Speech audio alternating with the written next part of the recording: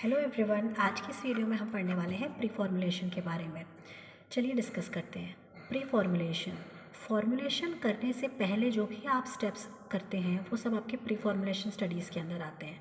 सो अगर आप pre formulation की डेफिनेशन को देखेंगे तो ये कहती है all the activities of characterization of physico chemical properties of the drug under study to develop safe, effective and stable dosage form. So what is basically pre-formulation?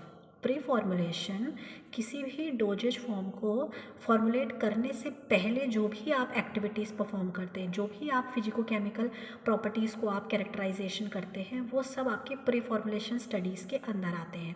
So basically हम ये कह सकते हैं कि प्री-फॉर्मुलेशन हमारी it's a group of activity जिसमें हम वो सारी एक्टिविटीज़ परफॉर्म करते हैं जिससे हम एक ऐसी डोजेज फॉर्म बना सकें जो हमारी सेफ़ हो, इफ़ेक्टिव हो और स्टेबल हो। किसी भी डोजेज फॉर्म को बनाने में हमारे जो तीन हमारे फोकसिंग पॉइंट्स होते हैं वो ये तीन होते हैं। So whenever we are performing any और फॉर्मुलेटिंग एनी डोजेज फॉर्म, हम उसके अंदर क्या चीज़ चाहते हैं? हम चाहते हैं उसके अंदर यूनिफॉर्मिटी ऑफ कंटेंट हो, उसका ड्रग रिलीज़ बढ़िया हो, उसके अंदर फिजिकल कैरेक्टरिस्टिक्स उसकी इन्हांस्ड हो, उसके अंदर बायो अवेलेबिलिटी हो, वो ड्रग बायोलॉजिकली सिस्टम में अवेलेबल हो, उसकी फिजियोलॉजिकल अवेलेबिलिटी हो एंड लास्ट उसकी थेरापेटिक क्वालिटी हो। अगर इन तीनों को समराइज़ करें तो हम ये कह सकते हैं, हम ये तीन वर्ड अपने दिमाग में रखते हैं जब भी हम प्री फॉर्मुलेशन स्टडी करते हैं, कि हम एक ऐसी डोजेज फॉर्म बना सकें जो स्टेबल होने के साथ साथ सेफ़ टू यूज़ हो और उसका इफ़ेक्ट भी हमारा बॉडी के अंदर देखने को मिले। मूविंग ऑन, जब हम प्री फॉर्मुलेशन करते हैं तो हमारे इस स्टडीज़ में हम बहुत सारी एक्टिविटीज़ को करते हैं, क्योंकि आप जब प्री फॉर्मुलेशन स्टडीज़ करते हो तो आपको बहुत सारी प्रॉपर्टीज़ को एपीआई की स्टडी करना पड़ता है। पर जो सबसे बड़ी लिमिटेशन हमारे सामने आती है जब हम प्री फॉर्मुलेशन स्टडी करते हैं वो है हमारी एपीआई की कम क्वांटिटी का होना। अगर बात करें ये एपीआई आपने अगर किसी नेचुरल प्रोसेस के थ्रू निकाला है तो नेचुरल प्रोसेस से प्रोड्यूस्ड जो हमारे एपीआईज होते हैं उनकी यील्ड नेचुरली ही बहुत कम आती है। तो उस कम क्वांटिटी वाले एपीआई में variety of pre formulation studies हमारे लिए कर पाना पॉसिबल नहीं होता है। सो व्हाट वी डू, हम ऐसा करते हैं कि हम कुछ प्रॉपर्टीज़ को फोकस कर लेते हैं, हम कुछ प्रॉपर्टीज़ चूज़ करते हैं और उनको फोकस करके हम उन्हीं को स्टडी करते हैं। तो हम हमारे एपीआई की फिजिकल और केमिकल दो प्रॉपर्टीज़ को स्टडी करते हैं। मूविंग ऑन, फिजिकल प्रॉपर्टीज़ में हम उसकी फिजिकल फॉर्म को स्टडी करते हैं। हम ये देखते हैं कि हमारा एपीआई क्रिस्टलाइन फॉर्म में है या एमॉर्फस फॉर्म में है। दो फॉर्म में हमारे पास हमारा मटेरियल आ सकता है, हो सकता है वो क्रिस्टल फॉर्म में हो सकता है वो एमॉर्फस फॉर्म में हो। अगर हम सॉलिड की बात करें, हो सकता है उसकी फिजिकल फॉर्म लिक्विड हो सकता है उसकी फिजिकल फॉर्म गैसियस हो। अगर बात करें तो सबसे जो प्रेफर्ड डोजेज फॉर्म है वो है सॉलिड डोजेज फॉर्म। वो क्यों है अभी हम आगे बढ़ते हैं। फिर हम देखते हैं उसकी पॉलीमॉर्फिज्म की। क्या पॉलीमॉर्फिज्म मतलब एक ऐसा फिनोमेना जिसमें एक आपकी एपीआई जो है वो एक से ज़्यादा फिजिकल फॉर्म में एग्जिस्ट कर सकती है, उसको आप पॉलीमॉर्फिज्म कहते हैं। पॉलीमॉर्फिज्म जो दो आपकी पॉलीमॉर्फिज्म शो करने वाला एक एपीआई होता है उसमें क्या होता है, फिजिकल प्रॉपर्टीज़ अलग अलग होती हैं। ऑलराइट, बात करते हैं पार्टिकल साइज़। पार्टिकल साइज़ भी स्टडी करना ज़रूरी है क्योंकि पार्टिकल साइज़ भी आपका इवेंचुअली आपके ड्रग के रिलीज़ को अच्छा या रिड्यूस करने में कंट्रीब्यूशन करता है। फिर हम उस ड्रग की फ्लो प्रॉपर्टी भी स्टडी करते हैं। हमारे लिए ड्रग का सॉल्युबिलिटी प्रोफाइल पढ़ना भी बहुत ज़रूरी है। उसके बाद हम पढ़ते हैं हमारे एपीआई का पीएच और उसका पार्टीशन कोफिशिएंट। इन सभी को हम लोग डिटेल में स्टडी करेंगे। पार्टीशन कोफिशिएंट क्या है, पीएच क्या है, सॉल्युबिलिटी क्या है और ये सभी। बात करें केमिकल प्रॉपर्टीज़ में, तो केमिकल प्रॉपर्टी में हम हमारे एपीआई की हाइड्रोलिसिस करवाते हैं, उसकी हाइड्रोलिसिस प्रॉपर्टी चेक करते हैं, उसका ऑक्सीडेशन करते हैं, उसको रिडक्शन प्रॉपर्टी, उसकी रेसिमाइजेशन, उसका पॉलीमराइजेशन और बीसीएस क्लासिफिकेशन के अकॉर्डिंग उसका डिसोल्यूशन रेट और उसकी परमेबिलिटी, इनको भी हम लोग स्टडी करते हैं। अब बात करते हैं प्री फॉर्मुलेशन स्टार्ट करने समय हम कुछ स्टेप्स को फॉलो करते हैं। सबसे पहला स्टेप होता है प्री फॉर्मुलेशन करने में डोजेज फॉर्म को आइडेंटिफाई करना। This is the first step. जब आप प्री फॉर्मुलेशन स्टडी करने लगेंगे तो सबसे पहले आप ये आइडेंटिफाई करेंगे कि आपके जो डोजेज फॉर्म आप बनाने जा रहे हैं, आप वो सॉलिड फॉर्म में बनाने जा रहे हैं, लिक्विड या सेमी सॉलिड, क्योंकि आप सभी प्रकार की अलग अलग डोजेज फॉर्म में अलग अलग प्रकार के एफर्ट्स लगाएंगे। सो ऐसा करने से एक बार आप आइडेंटिफाई कर लेते हैं कि मैं ये डोजेज फॉर्म चूज़ करूँगा, तो उसके बाद आपके एफर्ट्स जो हैं वो अकॉर्डिंगली आप फोकस कर सकते हो। तो आपके एफर्ट्स क्या हो जाएंगे, नैरो डाउन हो जाएंगे। उसके बाद आप आपके सैंपल की, आपके एपीआई की स्टेट को देखते हुए उसकी फिजिकल सॉलिड डोजेज फॉर्म या लिक्विड डोजेज फॉर्म को या पैरेंटल डोजेज फॉर्म को देखते हुए आप उसकी रेलिवेंट फिजिको केमिकल प्रॉपर्टीज़ को स्टडी करोगे और उन्हीं स्टडीज़ को आप प्रायोरिटी पे रखोगे। अगर मान लीजिए प्री फॉर्मुलेशन स्टडी आपकी आप बहुत बेकार तरीके से करते हैं, या हम कहें कि what is the importance of pre formulation study, doses form को फॉर्मुलेट करने से पहले हम ये प्री फॉर्मुलेशन स्टडीज़ क्यों करते हैं। देखिए, अगर आपने प्री फॉर्मुलेशन स्टडी पुअरली की है या आपने अच्छे से परफॉर्म नहीं किया है प्री फॉर्मुलेशन स्टडी को, या कहें कि क्यों करना पड़ता है, तो देखिए बहुत सारे डिज़ास्टर आ सकते हैं आपके डोजेज फॉर्म में। हो सकता है आपने जो डोजेज फॉर्म बनाई हो उसकी जो इफेक्टिवनेस हो वो बहुत ज़्यादा इनफेक्टिव निकले, या उसकी स्टेबिलिटी ना आए। अगर वो इफेक्टिव भी है तो वो उतनी इफेक्टिव नहीं है, वो लेस इफेक्टिव हो, और हो सकता है वो डोजेज फॉर्म इफेक्टिव भी हो, स्टेबल भी हो, लेकिन अनसेफ हो। तो हाँ, जब भी हम प्री फॉर्मुलेशन स्टडी करते हैं तो हम तीन, जैसे कि मैंने आपको पहले भी बताया था, हम हमारी ड्रग की सेफ्टी, उसकी एफिकेसी और उसकी स्टेबिलिटी, ये तीनों पॉइंट हम चाहते हैं कि हमारी डोजेज फॉर्म में आए। अगर इनमें से एक भी पॉइंट अचीव नहीं होता है तो वो प्री फॉर्मुलेशन स्टडी हमको डोजेज फॉर्म को फॉर्मुलेट करने के लिए अलाउ नहीं करती है। दूसरा, आप देखते हैं अगर आपने पुअर प्री फॉर्मुलेशन स्टडी करी है तो आपका जो भी आपने डोजेज फॉर्म को डेवलपमेंट करने में टाइम लगाया है उसका लॉस हो सकता है।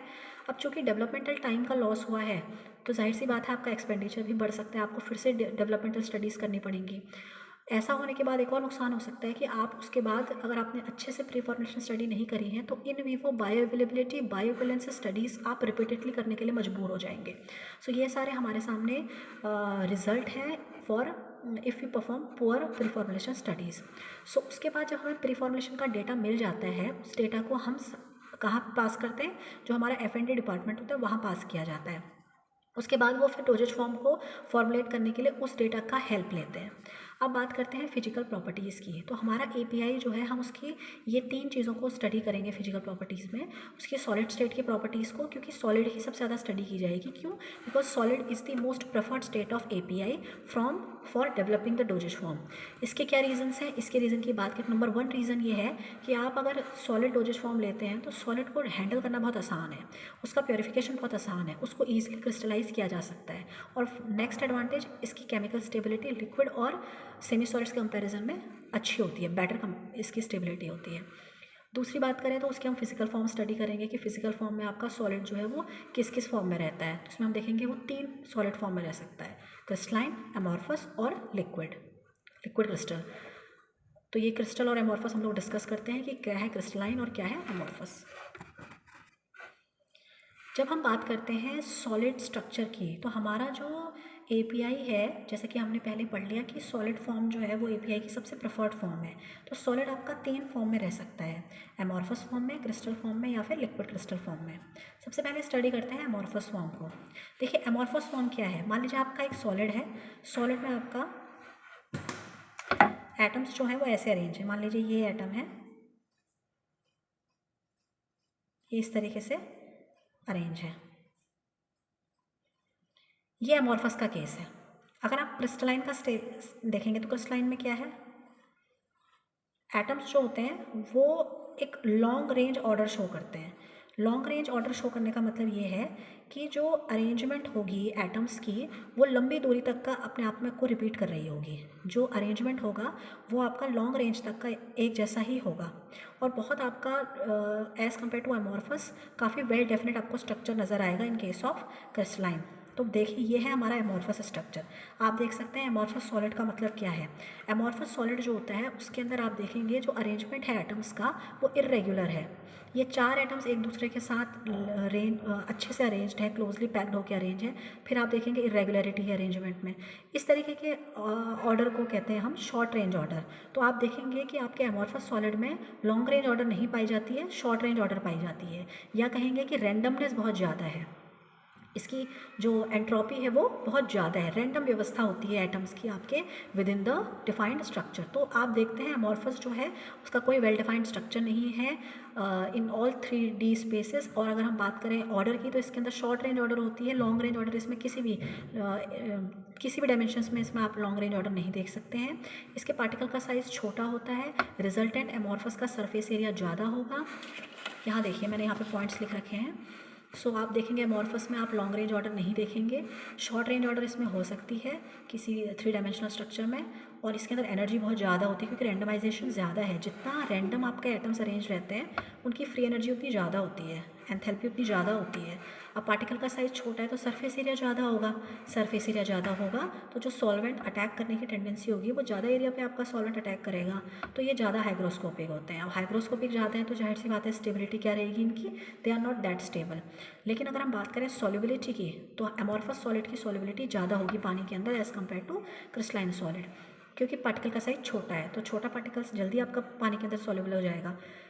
तो हमारे पास कुछ ड्रग्स के एग्जांपल्स हैं जो कि FDA अप्रूव्ड हैं और ये ड्रग्स हमारी एमॉर्फस फॉर्म में है, जैसे कि fluconazole, paroxetine and celecoxib. Moving on, there is a statement you can see, use of amorphous solid should be avoided until the solubility makes significant impact on bioavailability। Amorphous solid का use हम avoid ही करते हैं। अगर कब तक आप इसे अवॉइड करेंगे, अगर आपकी बायोअवेलेबिलिटी पर सॉल्युबिलिटी का कोई सिग्निफिकेंट इम्पैक्ट ना पड़ रहा हो तो आप एमॉर्फस सॉलिड को चूज़ नहीं करते हैं, उसे अवॉइड ही करते हैं। ज़्यादातर हम जो सॉलिड यूज़ करते हैं उसमें हम लोग क्रिस्टलाइन सॉलिड्स को प्रेफर करते हैं। ऑल्दो क्रिस्टलाइन सॉलिड्स की सॉल्युबिलिटी कम है as compare to amorphous solid, but amorphous solid जो होता है वो सॉल्युबिलिटी ज़्यादा शो करता है लेकिन वो अनस्टेबल होता है। सो हमें अनस्टेबल डोजेज फॉर्म नहीं बनानी है, हमारे तीनों पर्पस पूरे होने चाहिए। थोड़ा बहुत सॉल्युबिलिटी कम होगी तो उसके लिए हमारे पास तरीके हैं सॉल्युबिलिटी इन्हांसमेंट्स के, वो हम करके सॉल्युबिलिटी इन्हांस कर सकते हैं, पर हमें स्टेबिलिटी मेक श्योर करनी होती है। सो ये हमारा है एमॉर्फस सॉलिड। अब बात करते हैं क्रिस्टलाइन सॉलिड की। तो क्रिस्टलाइन सॉलिड के अंदर आप देख सकते हैं जो हमारा अरेंजमेंट होता है एटम्स का, वो आप देख सकते हैं वेल डिफाइंड होता है और आपका एक डेफिनेट ऑर्डर में आपके एटम्स अरेंज रहते हैं। और आप देखेंगे लॉन्ग रेंज ऑर्डर होती है, दैट मीन्स जो रिपीटेशन है एटम्स का, उनकी जो अरेंजमेंट है वो एक लंबी दूरी तक का आपस में एक दूसरे को रिपीट करती है। आप देखेंगे यहाँ पर भी एक तरीके से 5 एटम्स अरेंज थे लाइन से, यहाँ पर भी 5 एटम अरेंज थे लाइन से। सो देखेंगे आप रिपीटेशन ऑफ अरेंजमेंट, इसी को हम ऑर्डर कहते हैं और ये लॉन्ग रेंज तक होता है, लंबी दूरी तक आपके ये ऑर्डर एक दूसरे को रिपीट करते हैं। अब बात करते हैं सबसे ज़्यादा प्रेफर्ड फॉर्म है, अगर हम API में बात करें तो हमारे ज़्यादातर हम API जो है वो क्रिस्टलाइन सॉलिड वाले ही लेते हैं बिकॉज ऑफ दिस स्टेबिलिटी, क्योंकि इनके अंदर वेल डेफिनेट ज्योमेट्री होने की वजह से इनकी स्टेबिलिटी ज़्यादा होती है। ऑल्दो क्रिस्टलाइन सॉलिड की एनर्जी कम होती है, उसकी एंट्रोपी कम होती है, उसकी सॉल्युबिलिटी कम होती है, सरफेस एरिया कम होता है, पर इसकी स्टेबिलिटी ज़्यादा होती है, तो हम इसको यूज़ करते हैं। तो अब बात करते हैं क्रिस्टलाइन सॉलिड्स की। तो क्रिस्टलाइन सॉलिड्स जो होते हैं वो आपका 3 डायमेंशंस में आपका अलग अलग कह सकते हैं आपकी लॉन्ग रेंज ऑर्डर शो करते हैं।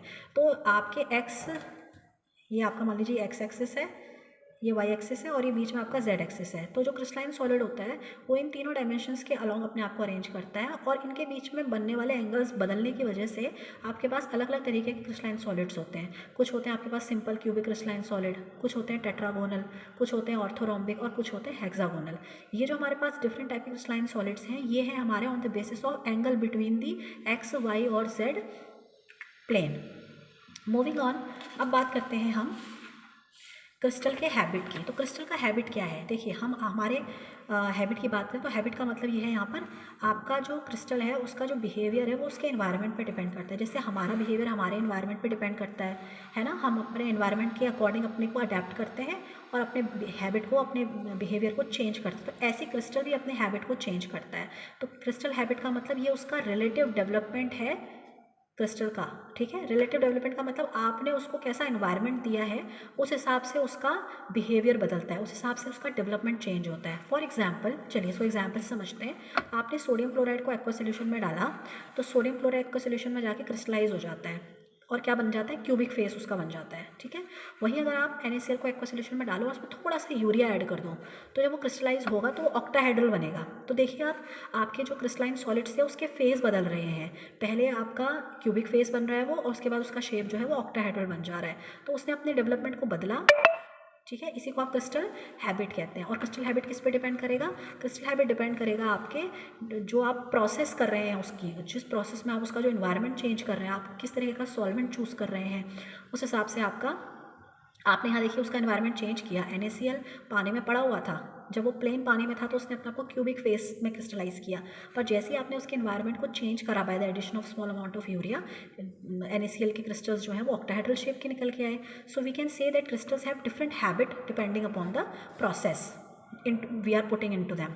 अब बात करते हैं को क्रिस्टल्स की। व्हाट आर को क्रिस्टल्स, दो क्रिस्टल अगर एक दूसरे से हाइड्रोजन बॉन्ड से जुड़े हैं, मान लीजिए ये एक क्रिस्टल था और ये दूसरा क्रिस्टल था। अगर ये ए क्रिस्टल और बी क्रिस्टल एक दूसरे से हाइड्रोजन बॉन्ड से जुड़ते हैं तो इन दोनों को कहा जाता है को क्रिस्टल्स। आई होप आपको यहाँ तक समझ में आया होगा। इसकी आगे की वीडियो हम नेक्स्ट वीडियो में देखेंगे और वहाँ पर हम इसको आगे को कंटिन्यू करेंगे। Thanks for watching.